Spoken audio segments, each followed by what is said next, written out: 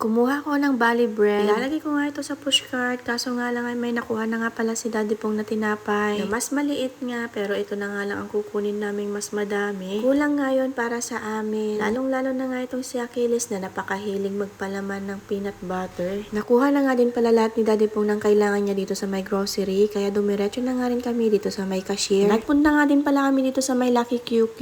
Merong mga pinapabili nga si Mama na kanyang kailangan. Nagpunta nga kami dito sa may taas dahil nandito nga yung kailangan naming bilhin. Hindi pa nga namin mahanap-hanap, kaya nga nagtanong na nga lang si Daddy Pong kung saan banda. Nagpapabili nga lang dyan si Mama ng kanilang tabo dahil nasira nga yung ginagamit nila sa kanilang bahay. Pumili nga lang dyan si Daddy Pong ng mas makapal at ng mas matagal nga gamitin at hindi nga kaagad masisira. Nang makontento na nga siya sa kulay na kanyang gusto ay bumaba na nga rin kami. Kumuha nga din pala kami ng net na kanyang pang scrub dahil pinapabili nga din ito ni Mama. Yan lang naman ang nabili namin dito sa may Lucky QQ, kaya dumiretso na nga kami dito sa may loob ng palengke. Nagpunta nga kami dito sa kabilang pwesto na lagi namin pinupuntahan tuwing wala nga si Lola. Bumili nga lang pala kami dyan ng kalahating kilong hipon at pinapili ko nga si Daddy Pong ng malalaki. Kahit mahal nga ang hipon, kailangan natin kumuha dahil dito lang napaparami ang kain ni Achilles. Nagpunta nga rin pala kami dito sa may tabing pwesto dahil dito nga ay may nagbibenta ng mga gulay. Kumuha nga pala si Daddy Pong ng bulaklak na ng kalabasa. Kukuha nga din pala kami ng sitaw. Nalilitan nga siya sa isang tali kaya kumuha nga siya ng dalawa. Kumakain nga pala si Achilles ng sitaw pero iisang luto nga lang ang kanyang gusto. Kaya naman napakuha na nga siya ng sitaw at ilulutuan nga daw niya ito. Bumili nga din pala siya ng kalahating kilong labong at ito nga ang kanyang lulutuin mamayang tanghali para sa aming tanghalian. Saka daw siya magpiprito ng isang pirasong bangus. Sunod naman namin pinuntahan yung mga bilihan nga ng mga manok. Bibili nga daw kami ng pang-adobong manok para sa mga bata. Alam niyo naman ang mga bata na napakahilig nga sa mga manok. Dinagdagan nga ng konting liver ng manok ni Daddy Pong ang kanyang adobo. Nasabi ko nga din pala kay Daddy Pong na piliin niya nga yung mga puso ng manok. At dahil mas gusto ko nga to kaysa naman sa liver, kumuha nga din pala kami ng karne ng baboy para pang sahog nga namin sa mga gulay. Wala na nga rin pala kaming asin sa bahay kaya kumuha na nga rin kami ng isang supot. Kuha nga din pala kami nitong saluyot para sa aming labong. Sobrang dami nga nitong saluyot. Sabi ni Daddy Pong nga ay iluluto nga daw niya sa suka yung iba. Pumunta nga rin pala kami dito sa may bilihan ng sibuyas at bawang dahil naubusan na nga din si Daddy Pong ng kanyang gamit sa pagluluto. Kalahating sibuyas at kalahating bawang nga lang ang aming binili. Si Daddy na nga rin pala ang namili ng mga sibuyas at sabi ko nga sa kanya yung saktong size lang. Nagpunta nga rin pala kami dito sa may bilihan ng mga gulay dahil sabi ko nga sa kanya ay gusto kong mag-ulam nga ng chop suey. Bumili nga rin pala kami ng pinya para sa aming prutas. Yun lang mga me for today's mini vlog. Thank you for watching. God bless. Bye-bye!